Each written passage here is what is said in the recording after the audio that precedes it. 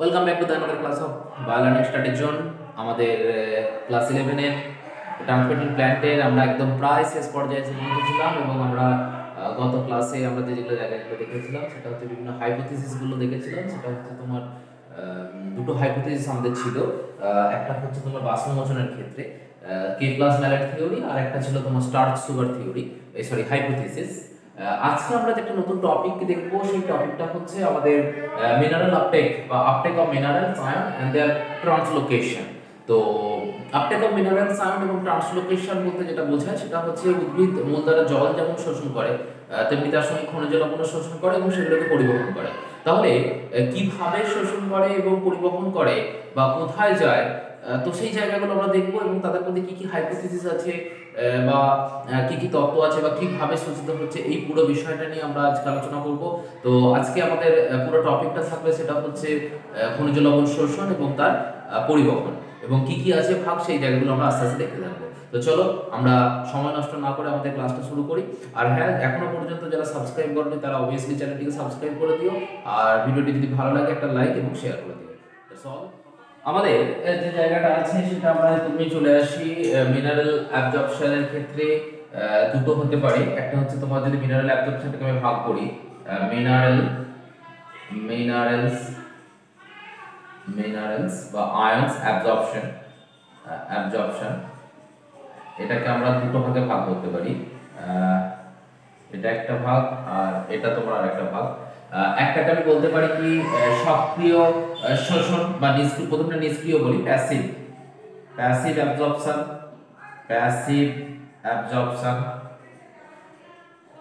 বা যেটাকে বলা হচ্ছে তোমার নিষ্ক্রিয় শোষণ। আর একটা হচ্ছে অ্যাক্টিভ অ্যাবজর্পশন। যদিও আমরা এগুলো সম্পর্কে পরিবহনের ক্ষেত্রে ধারণা পেয়েছিলাম, শোষণের ক্ষেত্রে সেই সেম ধারণাটাই হবে, জাস্ট এখানে ওখানে ছিল পরিবহন, এখানে ছিল শোষণ, আর কিছুই না। একই বিষয়বস্তু সবই একই। সেটা হচ্ছে সক্রিয় শোষণ। তাহলে একটা হচ্ছে প্যাসিভ অ্যাবজর্পশন আর একটা হচ্ছে অ্যাক্টিভ অ্যাবজর্পশন। প্যাসিভের ক্ষেত্রে কি হয় এটা আমরা দেখেছিলাম, ঘনত্বের নতিমাত্রার দিকে হয়। সবসময় কি হয় না, প্যাসিভের ক্ষেত্রে দুটো বিষয় যেটা মাথায় রাখতে হবে সেটা হচ্ছে হাই কনসেন্ট্রেটেড থেকে লো কনসেন্ট্রেটেড দিকে যায়। লো কনসেন্ট্রেশন যেদিকে থাকবে সেদিকে, মানে বেশি ঘনত্ব থেকে কম ঘনত্বের দিকে আয়নগুলো শোষিত হবে এবং সেটা কি বাহ্যিক কোনো শক্তি ছাড়াই, without external energy without external energy loss। তাহলে কোনো শক্তি খরচ ছাড়াই যখন আয়ন বা বিভিন্ন মিনারেলস গুলো বেশি ঘনত্ব থেকে কম ঘনত্বের দিকে যাবে তখন তাকে বলা হচ্ছে কি প্যাসিভ অ্যাবজর্পশন। আর অ্যাক্টিভের ক্ষেত্রে কি হয় না, ঘনত্বের নতিমাত্রার বিপরীতে, মানে against to the concentration gradient. তাহলে লো কনসেন্ট্রেশন থেকে হাই কনসেন্ট্রেশনের দিকে যায়, হাই কনসেন্ট্রেশন দেয় তোমার with the help of ATP or energy.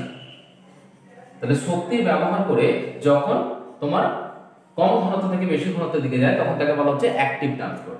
এবার এই অ্যাক্টিভ এবং প্যাসিভ ট্রান্সপোর্টের ক্ষেত্রে ডেফিনিশন হলো তোমার এগুলো পড়বে, তোমার বই থেকে দেখে নেবে এগুলো। এবার এখানের মধ্যে কি কি থিওরি আছে সেই জায়গাগুলো আমি বলে দিতে চাই। যেটা আমরা অ্যাক্টিভ ট্রান্সপোর্টের ক্ষেত্রে আমরা পড়বো, এই জায়গাটা আমাদের বেশি ইম্পর্টেন্ট অ্যাক্টিভ ট্রান্সপোর্টটা।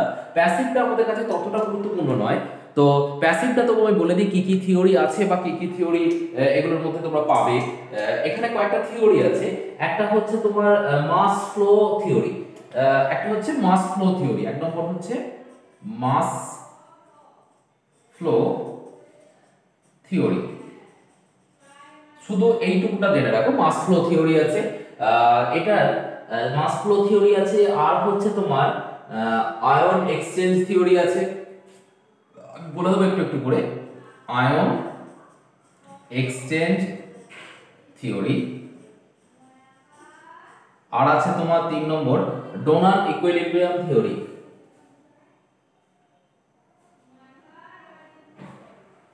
ডোনার ইকুইলিব্রিয়াম,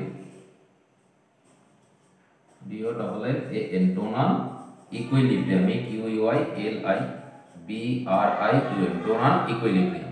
এই তিনটে থিওরি আছে তোমার প্যাসিভ অ্যাবজর্পশনের ক্ষেত্রে। একটা হচ্ছে mass flow theory, ion exchange theory আর ডোনান ইকুইলিব্রিয়াম। কে কি ধারা এই জিনিসগুলো একটু বলে দিই, জাস্ট বলে দিয়ে আমি বেরিয়ে যাবো জায়গাগুলো থেকে।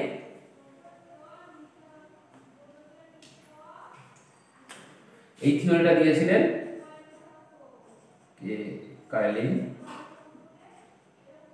কে A Y L I N, K A হবে না, K Y L I N, Kylin, and Kannan, K A double N A N, Kannan, K A double N A N.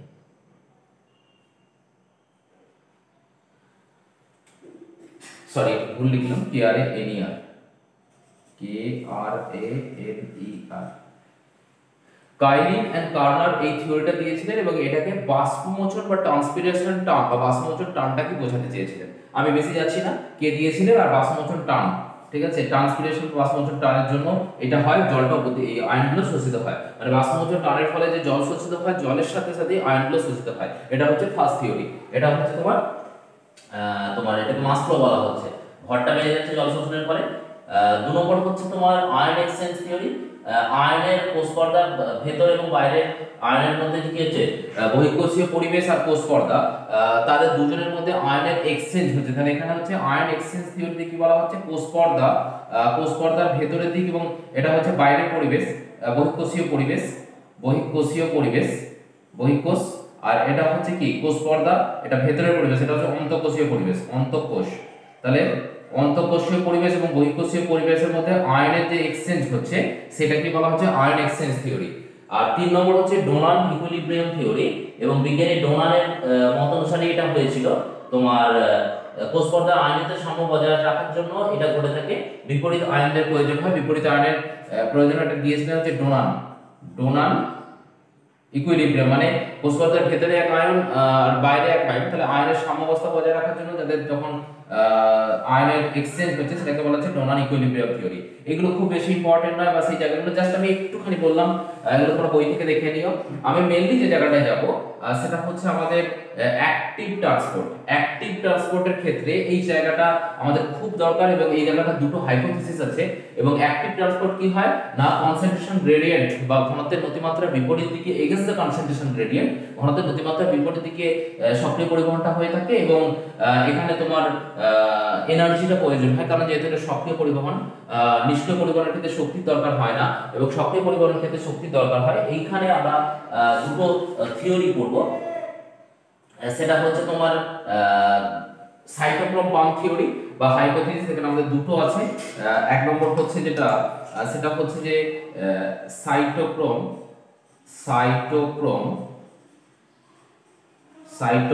Pump hypothesis,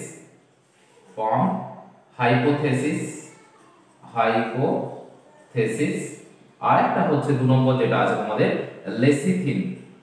lecithin carrier theory. তাহলে দুটো theory আছে, একটা হচ্ছে তোমার cytochrome pump hypothesis বা cytochrome pump প্রকল্প, আর একটা হচ্ছে লেসিথিন বাহক থিওরি বা তত্ত্ব। তাহলে এই দুটো আমাদের পড়তে হবে এবং খুব গুরুত্বপূর্ণভাবে জায়গাগুলো পড়তে হবে। তো আমরা প্রথমেই শুরু করব যেটা সাইটোক্রোম পাম্প হাইপোথিসিস দিয়ে, দেন আমরা চলে যাব হচ্ছে লেসিথিন ক্যারিয়ার। তো চলো আমরা প্রথমেই শুরু করে দিই। আমাদের প্রথম যে থিওরিটা আছে অ্যাক্টিভ ট্রান্সপোর্টের ক্ষেত্রে, সেটা হচ্ছে সাইটোক্রোম পাম্প হাইপোথিসিস। চলো আমরা দেখে নিই কি আছে এই সাইটোক্রোম পাম্প হাইপোথিসিস। দেখো আমরা প্রথমেই চলে এসেছি আমাদের সাইটোক্রোম পাম্প হাইপোথিসিস বা সাইটোক্রোম পাম্প প্রকল্প।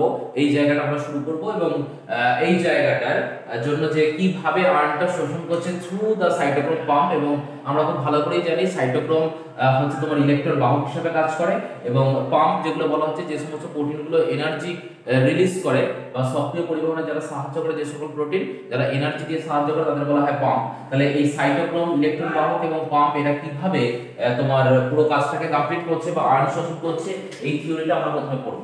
এবং এই থিওরিটা দিয়েছিলেন লুন্ডেগার্ড এবং বাস্ট্রম। এই থিওরিটা দিয়েছিলেন লুন্ডেগার্ড, LUNDEGARD GARD, লুন্ডেগার্ড, LUNDEGARD।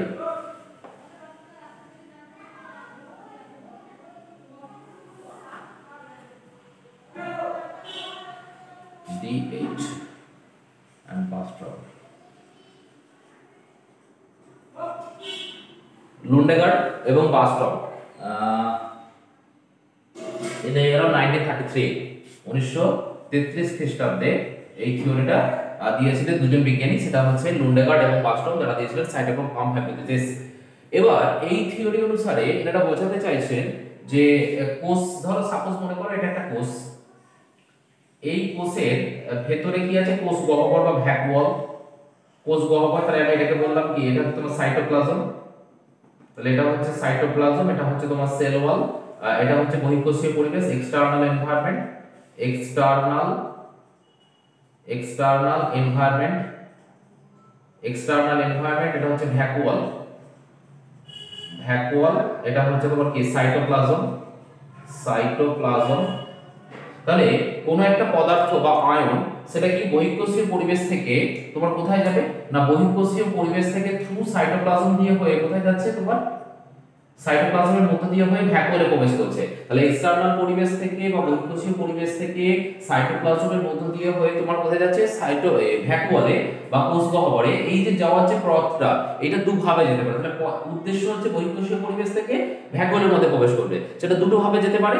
ফার্স্ট আমরা যে থিওরিটা দেখছি সেটা হচ্ছে কি সাইটোক্রোম পাম্প থিওরি। তাহলে সাইটোক্রোম পাম্প থিওরি পড়তে গেলেই আমাকে দেখতে হবে কি না, আমার মাটির মধ্যে বিভিন্ন পদার্থ বা মিনারেলস গুলো আছে, সেগুলো কিন্তু স্বাভাবিক অবস্থা থাকে না, বা ক্যাটায়ন বা অ্যানায়ন রূপে তোমার যৌগ রূপে থাকে, এবং সেগুলো কি হয় না, ক্যাটায়ন পার্ট থাকে, একটা অ্যানায়ন পার্ট থাকে। যদি আমি মনে করি যে KH একটা আয়ন, KH একটা আয়ন বলছি, সরি একটা যৌগ বা খনিজ মৌল, যেটা যৌগ রূপে অবস্থান করছে। এবার KH না বলে আমার KA বলাটাই বেটার। তাহলে KA একটা যৌগ, এটা যদি তোমার বিশ্লেষিত হয়, ভাঙা যায়, তাহলে K পার্ট মানে cation part plus anion part, দুটো পার্ট থাকবে। তাহলে একটা লবণের তোমার দুটো পোরশন থাকছে, কারণ একটা পজিটিভ আয়ন যুক্ত বা ক্যাটায়ন, আর একটা হচ্ছে নেগেটিভ আয়ন, সেটা হচ্ছে তোমার অ্যানায়ন। তাহলে দুটো পার্ট থাকবে। তাহলে পজিটিভ আয়নকে আমরা K+ দিয়ে ইন্ডিকেট করছি, আর অ্যানায়নটাকে আমরা A- দিয়ে ইন্ডিকেট করছি। তাহলে K+ এবং A- দুটোই কি হবে, আমার কোষ গহ্বরের ভেতরে প্রবেশ করবে। সেটা প্রবেশ করছে কিভাবে, তাহলে এখানে আমার কি ছিল, K+ এবং A-, তাহলে K+ A- দুটোই যাচ্ছে কোথায়, ইনসাইড দা ভ্যাকুয়াল। তাহলে ভ্যাকুয়ালের ভিতরে ঢুকছে। প্রথম যে থিওরি কিভাবে ঢুকবে সেটা দেখানো হবে। তাহলে এখানে আমরা করতে পারি কি না, আমার এক্সটার্নাল পরিবেশ আমি তিনটে কলাম করে নিতে পারি। এখানে একটা কলাম, এখানে একটা কলাম, আর এটা একটা কলাম। তাহলে এই কলামটাকে আমি করলাম, এইটাকে আমি এই কলামটাকে দেখালাম, এটা হচ্ছে বহিঃকোষীয় পরিবেশ বা এক্সটার্নাল এনভায়রনমেন্ট, এক্সটার্নাল এনভায়রনমেন্ট, পরিবেশ, বহিঃকোষীয় পরিবেশ। এটা হচ্ছে সাইটোপ্লাজম, আর এইটাকে দেখালাম ভ্যাকুয়াল বা কোষ গহ্বর। তাহলে এই তিনটে জায়গা, একটা হচ্ছে বহিঃকোষীয় পরিবেশ থেকে ভ্যাকুয়াল পর্যন্ত যাবে, যেটা বলছিলাম। তাহলে বহিঃকোষীয় পরিবেশ থেকে সাইটোপ্লাজমের মধ্য দিয়ে ভ্যাকুয়াল পর্যন্ত যাওয়ার যে পথটা, সেই পথটাই হচ্ছে কি তোমার, সেই তিনটে পথ দেখিয়েছি। দেখো, একটা হচ্ছে বহিঃকোষীয় পরিবেশ, প্রথমটা দেখিয়েছি, তারপর একটা সাইটোপ্লাজম, তারপর একটা হচ্ছে ভ্যাকুয়াল। তাহলে পরপর তিনটে দেখো আছে। এবার কিভাবে ঢুকছে এবার সেটাই দেখাবো। সেটা হচ্ছে, দেখো, প্রথম যে থিওরিটা বলা হচ্ছে, যে কোষের বাইরে কে কে ছিল, আমার কোষের বাইরে ছিল K+ এবং A- মানে ক্যাটায়ন এবং anion. According to this theory, এখানে কি হচ্ছে না, K+টা নিষ্ক্রিয় পরিবহন ঘটে। বহিঃকোষীয় পরিবেশে যে K+ ছিল এবং A- ছিল, তাহলে দুটোই আমাকে কি করতে হবে, কোষের ভেতরে প্রবেশ করাতে হবে বা ভ্যাকুয়ালের ভেতরে প্রবেশ করাতে হবে। তাহলে এই K+ আয়নটা, নিষ্ক্রিয় পরিবহনের মাধ্যমে কোষ পর্দা সাইটোপ্লাজম ভেদ করে কোথায় গিয়ে পৌঁছাচ্ছে, একদম ভ্যাকুয়ালে পৌঁছাচ্ছে।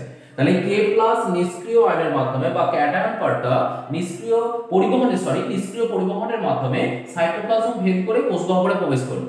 কোষ গহ্বরের মধ্যে ছিল হচ্ছে তোমার H+, তাহলে কোষ গহ্বরের মধ্যে H+ ছিল, তাহলে H+ ও ক্যাটায়ন এবং K+ ও ক্যাটায়ন। তাহলে দুটো ক্যাটায়ন যখন একই জায়গায় জড়ো হচ্ছে গিয়ে, তখন H+ এই ক্যাটায়নের সাম্যাবস্থা বজায় রাখার জন্য ভ্যাকুয়াল থেকে বিপরীতমুখী পথে নিষ্ক্রিয় পরিবহনের মাধ্যমে কোথায় চলে আসে না, বহিঃকোষীয় পরিবেশে। তাহলে বহিঃকোষীয় পরিবেশে কি হলো না বহিঃকোষীয় পরিবেশ থেকে যখন K+ আয়ন প্রবেশ করলো তখন ক্যাটায়নের সাম্যাবস্থা বজায় রাখার জন্য H+ আয়ন ভ্যাকুয়াম থেকে বেরিয়ে কোথায় চলে আসছে বহিঃকোষীয় পরিবেশে, ফলে একটা আয়নের সাম্যাবস্থা বজায় থাকছে। According to the cytochrome pump theory এইভাবে থ্রু দ্য প্যাসিভ ট্রান্সপোর্ট ক্যাটায়নগুলো কোষ গহ্বরের ভেতরে প্রবেশ করছে। এটা হচ্ছে নিষ্ক্রিয় পরিবহন বা প্যাসিভ ট্রান্সপোর্ট। এবার চলে আসো সরি নিষ্ক্রিয় পরিবহন প্যাসিভ ট্রান্সপোর্টের মাধ্যমে হচ্ছে।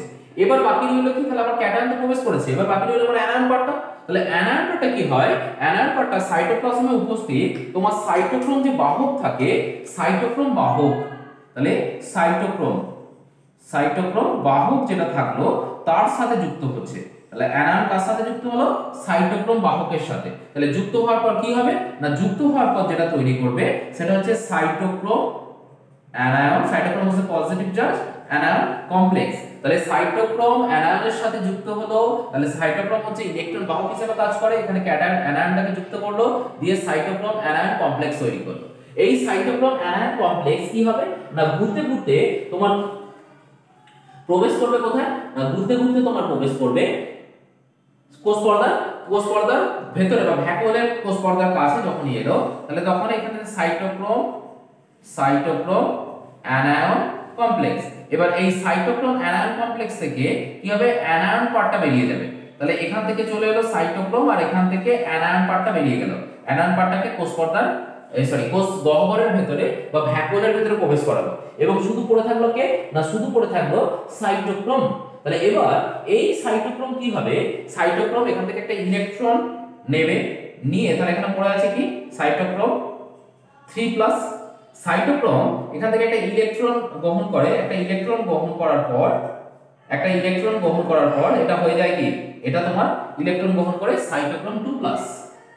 সাইটোক্রোম 2+ মানে এটা কি হলো রিডিউসড হলো। তাহলে এটা হচ্ছে তোমার রিডিউসড হলো বিজারিত হলো। তাহলে রিডিউসড হওয়ার পর সে পুনরায় আবার কি করে তাহলে এটা হচ্ছে কি রিডিউসড বিজারিত হওয়ার পর সে পুনরায় আবার কি করে একটি ইলেকট্রন গ্রহণ করে সাইটোক্রোম 3+। একটি ইলেকট্রন গ্রহণ করলো না হ্যাঁ একটি ইলেকট্রন গ্রহণ করেছিল এবং একটি ইলেকট্রন আবার পুনরায় বর্জন করে। তাহলে এখান থেকে পুনরায় আবার কি করলো একটি ইলেকট্রন বর্জন করে দিল, বর্জন করার পর সে আবার কনভার্ট হচ্ছে কিসে না সে আবার কনভার্ট হচ্ছে সাইটোক্রোম 3+। তাহলে এখান থেকে একটা ইলেকট্রন আবার বেরিয়ে যাচ্ছে, একটা ইলেকট্রন বেরিয়ে গেল দিয়ে সাইটোক্রোম এটা কি হলো অক্সিডাইজড আবার জারিত হলো। তাহলে জারিত হওয়ার পর একটা ইলেকট্রন তোমাদের পাঠিয়ে দিল। তাহলে দেখো কি প্রসেসটা হলো আরেকবার বলি বিষয়টাকে। তাহলে এখান থেকে প্রথম যে ঘটনা ঘটলো কোষ পর্দার বাইরে তোমার অ্যানায়ন ছিল বা বহিঃকোষীয় পরিবেশে অ্যানায়ন ছিল, অ্যানায়ন সাইটোক্রোম বাহকের সাথে যুক্ত হওয়ার পর সাইটোক্রোম অ্যানায়ন কমপ্লেক্স তৈরি করলো। সাইটোক্রোম অ্যানায়ন কমপ্লেক্স এটা ঘুরতে ঘুরতে যখন ভ্যাকুয়ালের কোষ পর্দার কাছে গেল তখন কি করলো তখন সে অ্যানায়ন পার্টটাকে ছেড়ে দিল এবং অ্যানায়ন পার্টটা কোথায় প্রবেশ করলো না ভ্যাকুয়াল বা কোষ গহ্বরের মধ্যে প্রবেশ করছে। অন্যদিকে সাইটোক্রোম যেটা ছিল সাইটোক্রোম একটা ইলেকট্রন সাইটোপ্লাজম থেকে একটা ইলেকট্রন নিয়ে সে হলো কি না বিজারিত হয়ে সাইটোক্রোম 2+ তৈরি করলো। সাইটোক্রোম 2+ পুনরায় জারিত হলো দিয়ে একটা ইলেকট্রন আবার ছেড়ে দেওয়ার পর সে তৈরি করলো কি সাইটোক্রোম 3+। তাহলে সাইটোক্রোম 3+ আবার কি হলো না অ্যানায়নের সাথে জুড়ে এই সাইকেলটাকে কন্টিনিউ করছে। তাহলে এই সাইকেলটা কিন্তু কন্টিনিউ হতেই থাকছে। তো এইভাবে কি হয় না অ্যানায়ন পার্টটা তোমার কোষের ভেতরে প্রবেশ করে। অন্যদিকে কোষ পর্দার বাইরের পরিবেশে প্রচুর পরিমাণে তোমার অক্সিজেন আছে বহিঃকোষীয় পরিবেশ আর এখান থেকে যে H+টা বেরিয়ে এসেছিল H+ এবং এই ইলেকট্রন নেওয়ার পর তাহলে H+ অক্সিজেন এবং ইলেকট্রন নেওয়ার পর সেটা কি তৈরি করছে জল তৈরি করছে, এখানে জল তৈরি হচ্ছে। তাহলে দেখো এই হচ্ছে পুরো বিষয়টা যেটা হচ্ছে কি তোমার সাইটোক্রোম পাম্প হাইপোথিসিস। তাহলে সাইটোক্রোম পাম্প হাইপোথিসিস দেখো মোটামুটি বলা হলো ক্যাটায়ন কিভাবে প্রবেশ করলো এবং অ্যানায়ন পার্টটা মানে দুটো পার্ট কিন্তু প্রবেশ করাতে হবে, একটা লবণে দুটো পার্ট থাকে ক্যাটায়ন এবং অ্যানায়ন, তাহলে দুটো পার্টটাকে দেখো প্রবেশ করানো হয়েছে। ক্যাটায়ন পার্টটাকে প্রবেশ করানো হয়েছে তোমার নিষ্ক্রিয় পরিবহনের মাধ্যমে আর অ্যানায়ন পার্টটাকে হচ্ছে বাহকের মাধ্যমে এবং এই পুরোটাকে বলা হচ্ছে সাইটোক্রোম পাম্প থিওরি।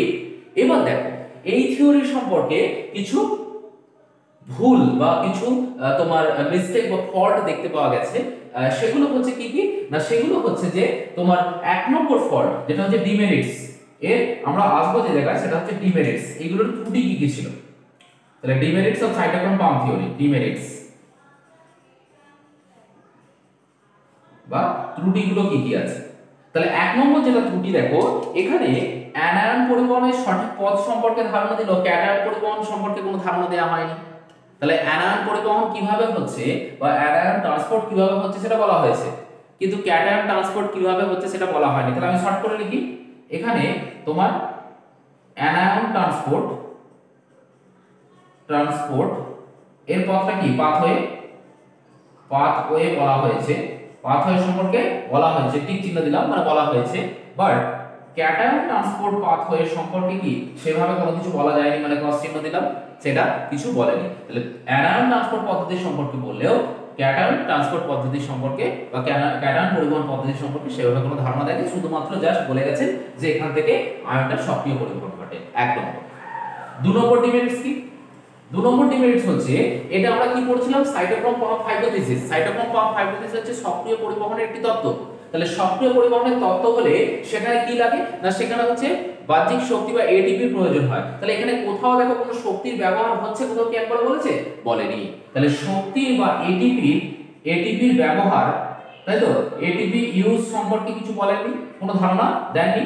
তাহলে এটা ছিল আরেকটা ফল্ট, কারণ এটিপি ধারণা না বলা হলে তাহলে তুমি বুঝবে কি করে যেটা সক্রিয় পরিবহন। তাহলে এটা দেখে মনে হচ্ছে কি ওই তোমার সাইটোক্রোমের মাধ্যমে বাহিত হচ্ছে, তাহলে সক্রিয় পরিবহন বোঝা যাচ্ছে না। তাহলে এটিপি ইউজ বা ব্যবহার সম্পর্কে কোনো কথা বলেননি, বা কোনো জায়গায় দেখো এই যে তোমার থিওরিতে যেটা বলা হলো, যে সাইকেলটা দেখানো হলো, সেখানে কথা এটিপির কথা বলা হলো না।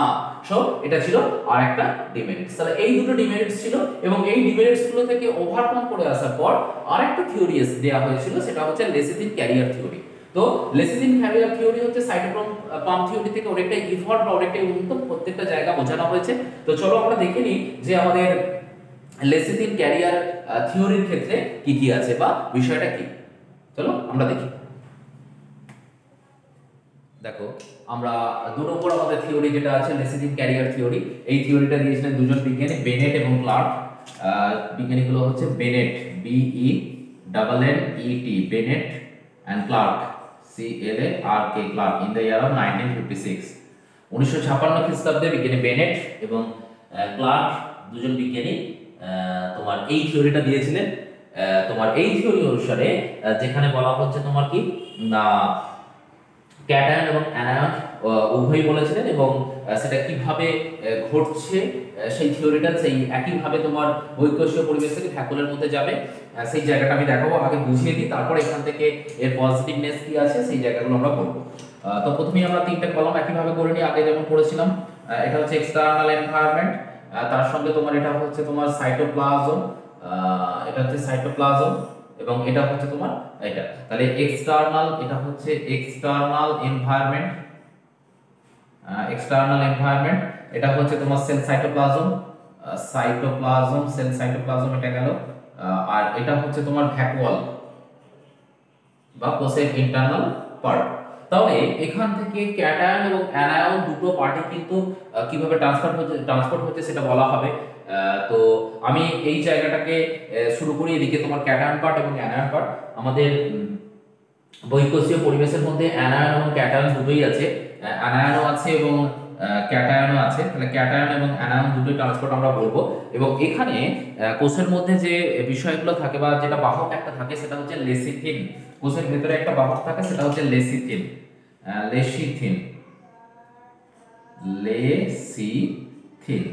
তাহলে লেসিথিন এই বাহকটার দুটো পার্ট থাকে। লেসিথিন বাহকটার যে ক্যারিয়ার বা বাহক থাকছে এই লেসিথিনের দুটো পার্ট তোমরা পাবে, সেটা হচ্ছে কোলিন আর ফসফাটিডিক অ্যাসিড। কোলিন এবং ফসফাটিডিক অ্যাসিড।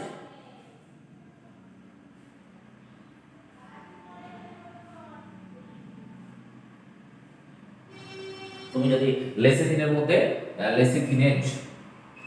লেসিথিনের মধ্যে একটা এনজাইম দাও, সেটা হচ্ছে লেসিথিনেজ।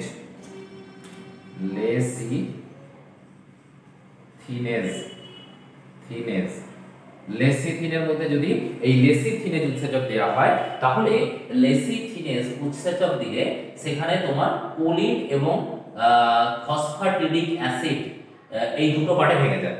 তাহলে কোলিন একটা হচ্ছে তোমার ভাঙবে হচ্ছে কোলিন, CHOLINE, কোলিন। আর একটা পার্টে ভাঙবে সেটা হচ্ছে ফসফাটিডিক অ্যাসিড, ফসফাটিডিক অ্যাসিড। তাহলে কোলিনকে তুমি যদি সরি লেসিথিনকে তুমি যদি ভাঙো তাহলে তুমি দেখতে পাবে লেসিথিনের উৎসেচক দিলে তার দুটো পার্ট থাকছে, একটা হচ্ছে তোমার ফসফ্যাটিডিক অ্যাসিড আর একটা হচ্ছে কোলিন। কোলিন পার্টটা অলওয়েজ হচ্ছে কি, আমি এখানে কোট আনকোট লিখে দিই, এটা হচ্ছে পজিটিভ চার্জড আর ফসফ্যাটিডিক অ্যাসিড হচ্ছে নেগেটিভলি চার্জড।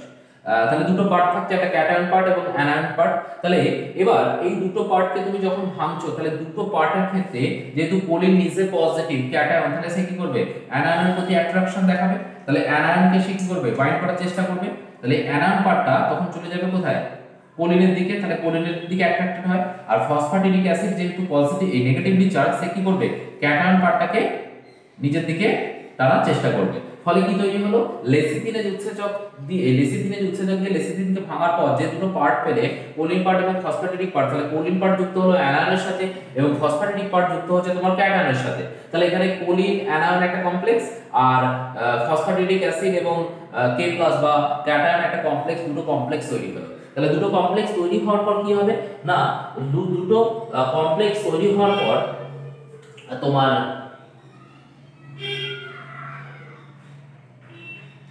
আচ্ছা লেসিথিনের উৎসেচকটা এখানে দিও না, লেসিথিনের উৎসেচকটা পার্টটা এখানে দেওয়া দরকার নেই, কারণ আমি এখানে অ্যাকচুয়ালি ভাঙছি না। আমি আগে বলে গেলাম যে লেসিথিনেস দিলে এগুলোকে বোঝা যায়, অ্যাকচুয়ালি ঠিকই বলেছিলাম, ভুল কিছু বলিনি। কিন্তু অ্যাকচুয়ালি যখন ক্যাটায়ন বা অ্যানায়নগুলো যুক্ত হচ্ছে তখন কিন্তু এই বিষয়টাকে আমি যদি এইভাবে দেখাই আরো বেটার হবে। সেটা হচ্ছে যে এই দুটো পার্ট একসঙ্গে যুক্ত থাকছে। তাহলে এইভাবে দেখানোটা আমার মনে হয় খুব বেটার হবে, কারণ দুটো পার্ট যেহেতু আছে কোলিন এবং ফসফ্যাটিডিক অ্যাসিড, তাহলে পজিটিভটা এখানে নিই। যেটা আগে বলেছি সেটা আমি ভুল কিছু বলিনি, এটা ভেবো না যে আমি ভুল বললাম, ভুল বলিনি কিছু। সেটা হচ্ছে লেসিথিনেজ পার্টের মধ্যে দুটোকে ভেঙে দেখানো হলো। এবার আমি এইখানে লেসিথিনেজ উৎসেচকটাকে অ্যাড করছি। তাহলে এখানে আমি লেসিথিনেজ উৎসেচক দিই, এখানে লেসিথিনেজ উৎসেচক দিলে অ্যাকচুয়ালি কি হয়, ভেঙে যায় আর কি, লেসিথিনেজ। তাহলে এখানে দিচ্ছি লেসিথিনেজ, এখানে লেসিথিনেজ দিলাম, কারণ আগেরটা ভাঙিনি, মানে আমি দুটো পার্ট খালি দেখিয়েছিলাম, আমার এখানে না দেওয়াটাই ভালো হতো।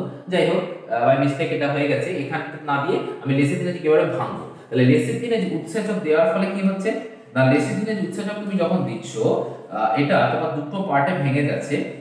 একটা হচ্ছে তোমার কোলিন পার্টটা, ঠিক আছে, কোলিন পার্টটা আলাদা হয়ে গেল, কোলিন এবার ভাঙলাম আমি, কোলিন পার্টটাকে আলাদা করলাম, এখানে টোটালি আলাদা করে দিলাম। আর একটা হচ্ছে ফসফ্যাটিডিক অ্যাসিড,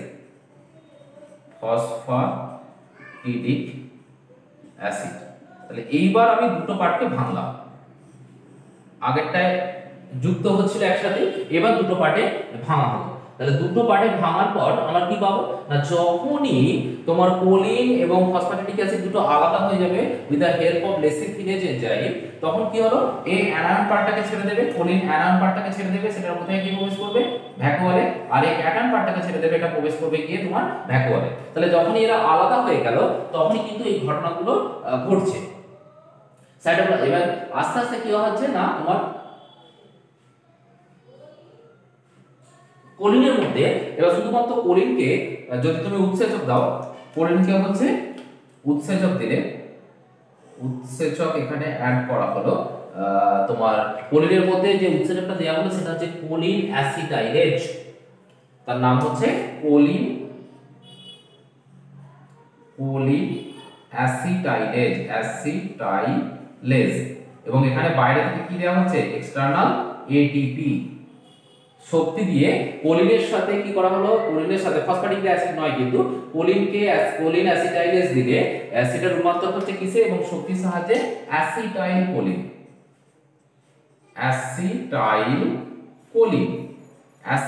কোলিনে কনভার্ট হলো।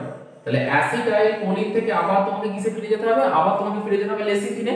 তাহলে অ্যাসিটাইল কোলিন থেকে তুমি কোলিন এস্টারেজ উৎসেচক এখানে দিয়ে দাও, সেটা আবার কনভার্ট হয়ে যাচ্ছে কিসে, কোলিন এস্টারেজ। এনজাইমটা হচ্ছে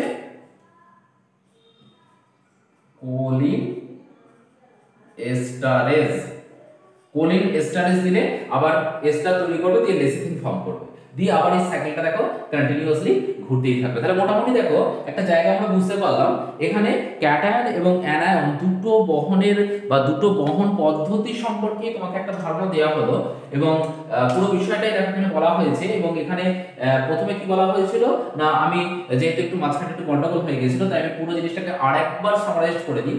সেটা হচ্ছে তোমার কোষ গহ্বরের মধ্যে বা সাইটোপ্লাজমের মধ্যে প্রচুর পরিমাণে লেসিথিন ছিল। লেসিথিনের দুটো কম্পোনেন্ট থাকে, কোলিন এবং ফসফ্যাটিডিক অ্যাসিড। এবং যেটা এখানে লেসিথিনের যে ভেঙেছিলাম, লেসিথিন ভাঙাটা আগে দরকার নেই, ভাঙাটা আমরা পরের স্টেপে গিয়ে ভাঙবো, কিন্তু আমি ভুলবশত আগে বলে ফেলেছিলাম যে এটা ভাঙা যায়। তো লেসিথিন উৎসেচক তোমার লেসিথিন ভাঙলে বা লেসিথিনের দুটো পার্ট থাকে, একটা হচ্ছে ক্যাটায়ন পার্ট সেটা হচ্ছে কোলিন, আর একটা হচ্ছে অ্যানায়ন পার্ট সেটা হচ্ছে ফসফ্যাটিডিক অ্যাসিড। ক্যাটায়ন পার্টটা অ্যানায়ন পার্টের সাথে যুক্ত হয়ে বা লবণের অ্যানায়নের সাথে যুক্ত হয়ে কোলিন অ্যানায়ন একটা কমপ্লেক্স তৈরি করছে। অন্যদিকে ফসফ্যাটিডিক অ্যাসিড লবণের ক্যাটায়ন পার্টের সাথে যুক্ত হয়ে ফসফ্যাটিডিক অ্যাসিড ক্যাটায়ন একটা যৌগ তৈরি করছে। যৌগ তৈরি করে এটা বাহিত হচ্ছে। তাহলে বাহিত হতে হতে এর মধ্যে কি দেওয়া হচ্ছে না, লেসিথিনের যদি উৎসেচক প্রবেশ দেওয়া হয় বা লেসিথিনের উৎসেচকের সাহায্যে দুটো পার্ট আলাদা হয়ে যায়, মানে দেখো কোলিন পার্ট আলাদা হয়ে গেছে, ফসফ্যাটিডিক পার্ট আলাদা হয়ে গেছে। তাহলে যখন এরা একসঙ্গে থাকবে তখন এরা কি করবে, আয়নগুলোকে বাইন্ড করতে পারবে। কিন্তু যখন এরা আলাদা হয়ে যাবে একে অপর থেকে তখন আর আয়নগুলোকে বাইন্ড করতে পারবে না বা বহন করতে পারবে না। তখন কি করলো না, ভ্যাকুয়ালের মধ্যে এটাকে প্রবেশ করিয়ে দিল। তাহলে কোলিন অ্যানায়নটাকে ছেড়ে দিল, তাহলে লবণের অ্যানায়ন পার্টটা ভ্যাকুয়ালের মধ্যে প্রবেশ করেছে, আর ফসফ্যাটিডিক অ্যাসিড ক্যাটায়ন পার্টটাকে কোষের মধ্যে প্রবেশ করিয়ে দিয়েছে। তাহলে দেওয়ার পর কি হচ্ছে না, দেওয়ার পর শুধুমাত্র কোলিনের মধ্যে যদি কোলিন এস্টারেজ উৎসেচক দেওয়া হয় এবং বাইরে থেকে যদি এটিপি দেওয়া হয়, তাহলে ATP with the help of ATP choline esterase convert the choline into the acetyl choline. তাহলে অ্যাসিটাইল কোলিনে কনভার্ট করলো। অ্যাসিটাইল কোলিনকে পুনরায় আবার আমাকে ফিরে আনতে হচ্ছে লেসিথিনে। তাহলে লেসিথিনে ফিরে আনার জন্য অ্যাসিটাইল কোলিনের সঙ্গে কাকে দেওয়া হচ্ছে, কোলিন এস্টারেজ এনজাইম দিয়ে সেটাকে আবার পুনরায় পাঠানো হলো কোথায়, লেসিথিন। তাহলে লেসিথিন থেকে আবার দুটো কম্পোনেন্ট। তাহলে এইভাবে সাইকেলটা আমার চলতেই থাকবে এবং আয়নগুলো একদম বহিঃকোষীয় পরিবেশ থেকে অন্তঃকোষীয় পরিবেশ ও ভ্যাকুয়ালের মধ্যে প্রবেশ করবে। তাহলে দেখো এইটা হচ্ছে তোমার according to the Bennett and Clark lecithin carrier theory. এইভাবে তাহলে আগের থিওরি থেকে দেখো এই থিওরিটা অনেকটা ইভলভ বা অনেকটা উন্নত। কেন উন্নত না, এখানে উন্নত বলা হচ্ছে কারণ এই যে তত্ত্বটা আছে এখানে তোমার তিনটে মেরিটস আছে। এই তত্ত্বের তিনটে মেরিটস আছে। কি কি মেরিটস, তাহলে আমরা মেরিটস গুলো দেখি। আগেটা আমরা ডিমেরিটস দেখেছিলাম, এবার আমরা মেরিটস গুলো দেখব, মানে কি কি ভালো দিক আমরা পাচ্ছি এই তত্ত্বের মধ্যে। তাহলে এই ভালো দিকগুলো আমরা একটু দেখে নিই। এখানে দেখো, এখানে এক নম্বর যেটা বলা হয়েছে, ক্যাটায়ন এবং অ্যানায়ন দুটোরই ট্রান্সপোর্ট প্রসেস সম্পর্কে কি বলা হয়েছে ছিল না, ক্যাটায়ন প্রসেস, ক্যাটায়ন কিভাবে পরিবহন হচ্ছে, অ্যানায়ন কিভাবে। আগের থিওরিতে ক্যাটায়ন পরিবহন কিভাবে হচ্ছে সেটা বলা হয়নি, শুধুমাত্র অ্যানায়ন পরিবহন কিভাবে হচ্ছে সেটা বলা হয়েছিল। তাহলে এখানে ক্যাটায়ন এবং অ্যানায়ন দুটো পরিবহনই কিভাবে হচ্ছে সেটা বলা হলো, এক নম্বর। দু নম্বর, এটিপি ইউজেস এটা সম্পর্কে কি বলা হয়েছে। তাহলে দেখো এখানে এটিপি ব্যবহার হচ্ছে এবং এটিপি কিভাবে ব্যবহার হচ্ছে, কোথায় ব্যবহার হচ্ছে, সেই পুরো জায়গাটা বলা হয়েছে। তাহলে এটা কি প্রমাণ করে যে that is the active transport. এটা অ্যাক্টিভ ট্রান্সপোর্ট যে বলা হচ্ছে বা সক্রিয় পরিবহন তার ধারণা দিচ্ছে কারণ এটিপি ব্যবহার হচ্ছে। 2 নম্বর মেরিটস। 3 নম্বর মেরিটস হচ্ছে এটা যে জৈব রাসায়নিক বিক্রিয়া, কারণ আমাদের জীবদেহে যে বিক্রিয়াগুলো ঘটে সেগুলো হচ্ছে তোমার জৈব রাসায়নিক বিক্রিয়া বা বায়োকেমিক্যাল রিঅ্যাকশন, সেগুলো কি দ্বারা প্রমাণ করে, ইউজেস অফ এনজাইম উৎসেচক ব্যবহার করেছে। দেখো তাহলে জৈব রাসায়নিক বিক্রিয়া তোমরা ফটোসিনথেসিসের ক্ষেত্রে করে এসছো, রেসপিরেশনের ক্ষেত্রে করে এসছো, সেখানে বিভিন্ন C2 C3 C4 glycolysis crab cycle এই যে সব চক্রগুলো করেছিল এগুলো কি জৈব রাসায়নিক বিক্রিয়া ছিল এবং সেখানে দেখো তোমার উৎসেচক ব্যবহার করা হয়েছিল। তাহলে এই বিক্রিয়াটাতে দেখো বা এই সাইকেলটাতে বা থিওরিতে কি বলা আছে, বিভিন্ন জায়গায় লেসিথিনেজ, choline esterase, acetylase, choline esterase এই যে উৎসেচকগুলো দেওয়া হয়েছে। তাহলে উৎসেচক নির্ভর বিক্রিয়া, তাহলে মানে কি এটা একটা জৈব রাসায়নিক বিক্রিয়া, সেটাকে কিন্তু সাপোর্ট করে, যেটা আগের থিওরিতে মানে সাইটোক্রোম পাম্প থিওরিতে বলা হয়নি। তাহলে এইগুলো ছিল এই থিওরির মেরিটস এবং সুবিধা। এবং সবথেকে বেশি অ্যাকসেপ্টেড তোমার মিনারেল আয়নস আপটেক এবং তার ট্রান্সলোকেশনের ক্ষেত্রে সেটা হচ্ছে তোমার এই লেসিথিন ক্যারিয়ার থিওরি। কারা দিয়েছিলেন, বেনেট এবং ক্লার্ক। তাহলে এদের মত অনুসারে এই থিওরিটা আয়ন শোষণের জন্য খুবই গুরুত্বপূর্ণ। তাহলে এই গেল হচ্ছে দুটো থিওরি, যেটা মেইন দুটো থিওরি, তার মেরিট ডিমেরিট বলে দিয়েছি। এবার আমরা চলে যাব আমাদের আর একটা থিওরি আছে, সেটা হচ্ছে এটিপি থিওরি। তো এই এটিপি থিওরিটা কি আছে সেটা একটু জাস্ট আমরা দেখে নেব, দিয়ে আমাদের এই পোরশনটা কমপ্লিট হয়ে যাবে। চলো আমরা দেখে নিই। দেখো সক্রিয় তোমার পরিবহনের ক্ষেত্রে, আয়ন পরিবহনের ক্ষেত্রে আরেকটা থিওরি আছে, সেটাকে সক্রিয় পরিবহনের থিওরি অবভিয়াসলি, সেটা হচ্ছে এটিপি থিওরি বা এটিপি তত্ত্ব বলা হচ্ছে, এবং এটা দিয়েছিল দুজন বিজ্ঞানী, একটা হচ্ছে লেটিস আর একটা হচ্ছে স্টুলিফ। সেটা হচ্ছে দুজন বিজ্ঞানী দুটো সময় আলাদাভাবে মতবাদ দিয়েছিলেন, এবং এখানে বিশেষ কিছু তারা আমরা দেখবো না, এখানে জাস্ট আমরা দেখে নেবো যে তারা কি বলতে চাইছে বা তাদের বলার উদ্দেশ্যটা কি। সেটা হচ্ছে এটিপি নাকি সবকিছু করে। তাহলে আয়ন পরিবহনের জন্য এটিপি বিশ্লিষ্ট হয়ে বা এটিপি ভেঙে যে শক্তি উৎপন্ন হয়, এটিপি ভেঙে যে শক্তি উৎপন্ন হয় সেই শক্তিগুলোই তোমার কি করছে না, সেই শক্তিগুলো আয়ন পরিবহনে সাহায্য করে। তাহলে এটিপি ভাঙছে, এটিপি বিভাজনের ফলে এটিপি বিভাজনে উৎপন্ন শক্তি কি করে, সেটাই হচ্ছে আয়ন ট্রান্সপোর্ট করে, আয়নগুলো ট্রান্সপোর্টে হেল্প করে। তাহলে এটিপি বিভাজনের ফলে যে শক্তি উৎপন্ন হয় সেগুলোই আয়ন ট্রান্সপোর্ট করে, এবং এটিপি বিভাজনের ফলে যে শক্তি উৎপন্ন হচ্ছে সেটা হচ্ছে কি বিভিন্ন যে উৎসেচকগুলো আছে, এনজাইমগুলোকে অ্যাক্টিভেট করতে সাহায্য করে, এনজাইমসকে অ্যাক্টিভেট করে। তাহলে দুটো জিনিস বলা হচ্ছে, একটা হচ্ছে এটিপি বিভাজনের ফলে যে শক্তি উৎপন্ন হয় সেই শক্তিটা আয়ন পরিবহনে সাহায্য করে, এবং উৎসেচকের কার্যকারিতাগুলোকে নিয়ন্ত্রণ করে হচ্ছে এই শক্তি। তাহলে এই থিওরি এবং এইটাই হচ্ছে এটিপি থিওরি, এর বেশি কিছু যাচ্ছি না।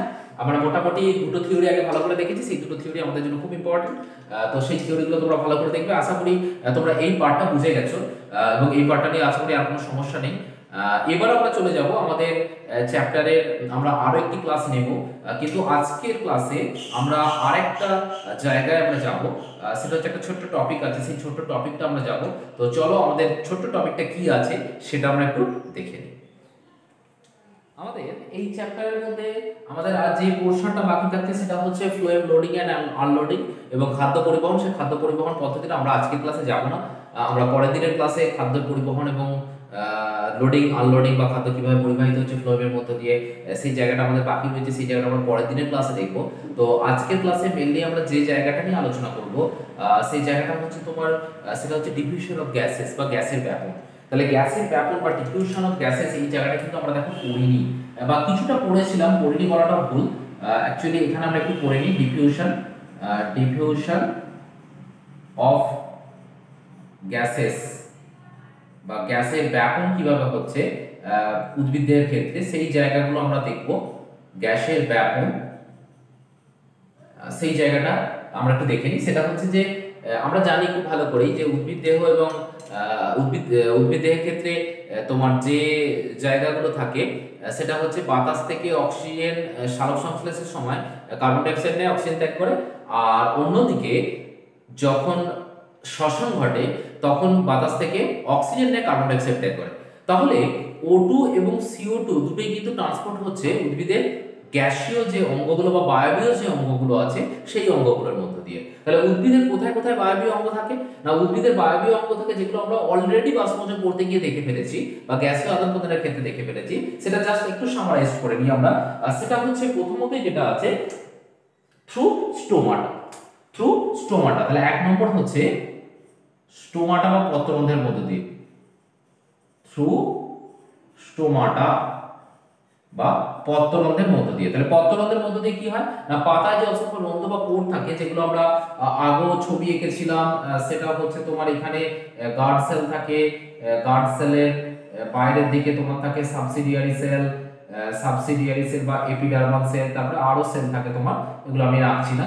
এই গার্ড সেলের মধ্যে তোমার opening, stomata opening and closing আমরা পড়েছি। তাহলে এখানে যে পোর থাকে এই পোরের মধ্যে দিয়ে কি হয় না, এই পোরের মধ্যে দিয়ে এই স্টোমাটা বা পত্ররন্ধ্রে এই পোরের মধ্যে দিয়ে O2 এবং CO2, তাহলে এটা দিয়ে CO2 ঢুকতেও পারে বা বেরোতেও পারে, আবার একইভাবে এইটা দিয়ে O2 ঢুকতেও পারে আবার বেরোতেও পারে, কারণ দুটো আলাদা আলাদা প্রসিডিওর থাকে।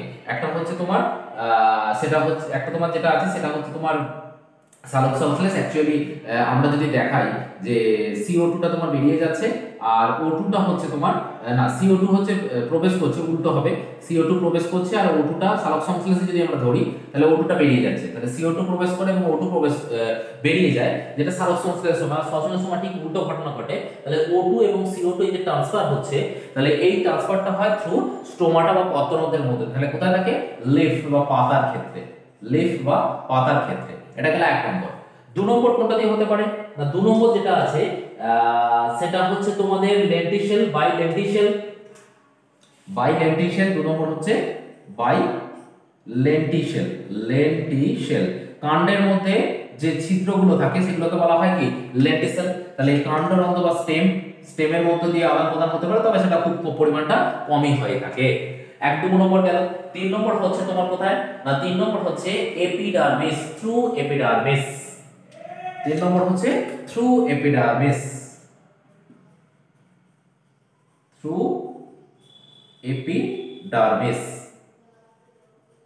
কাণ্ডের মধ্যে বা যে ছিদ্রগুলো থাকে বা কাণ্ডের যে কাণ্ডরন্ধ্রগুলো থাকে তার মধ্য দিয়ে সেখান থেকে যেতে পারে, বা বহিঃত্বক মাধ্যমে, সেটা কচি পাতা বা মূলের ক্ষেত্রে হতে পারে, জলজ উদ্ভিদের ক্ষেত্রে হতে পারে, তাই তো। ইয়ং লিফ এদের ক্ষেত্রে হতে পারে। তারপর হচ্ছে তোমার রুট, অ্যাকোয়াটিক প্ল্যান্টস এদের ক্ষেত্রে এই ঘটনাগুলো ঘটে। আর 4 নম্বর যেটা আসবো সেটা হচ্ছে শ্বাসমূল বা pneumatophore, by pneumatophore, PLEUMATOPHORE, by pneumatophore বা শ্বাসমূলের মধ্য দিয়ে। আমরা জানি যে সুন্দরবনে যে লবণাক্ত উদ্ভিদ বা ম্যানগ্রোভ প্ল্যান্টস গুলো আছে, ম্যানগ্রোভ প্ল্যান্টস এর মূলগুলো কি হয়, মাটির ঊর্ধ্বাংশে উঠে আসে, উপরের দিকে উঠে এসে এরকম আকৃতি গঠন করে, এবং তার মাথায় এগুলোকে বলা হচ্ছে তোমার শ্বাসমূল বা নিউম্যাটোফোর, PNEUMATOPHORE, নিউম্যাটোফোর।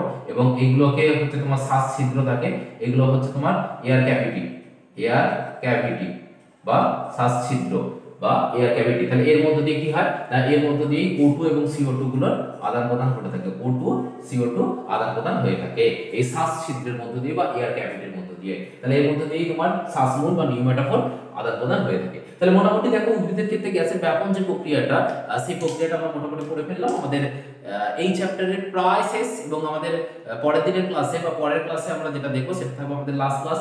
তাহলে আমাদের চ্যাপ্টারটা আমাদের লেন্থি ছিল, এবং সেই জন্য আমাদের একটু সময় লাগছে। তবে পরের ক্লাসে আমি পুরো চ্যাপ্টারটাকে কভার করব। আমাদের আর একটু সময় লাগবে একটুখানি, কারণ জায়গাগুলো একটু জটিলতায় ভরা, তো ব্যাপারগুলো ক্লিয়ার না করলে ঠিক বুঝতে পারবে না, তো সেই জন্য একটু মানে ধীরে ধীরে পড়ালাম। তো আজকের ক্লাসটা এই পর্যন্ত থাকছে, আমি আর ক্লাসটাকে বাড়াচ্ছি না, আজকের নতুন কোনো টপিকে যাচ্ছিও না। তো আজকের মতো এই পর্যন্ত থাকলো। That's all for the day. Have a nice day. Thank you.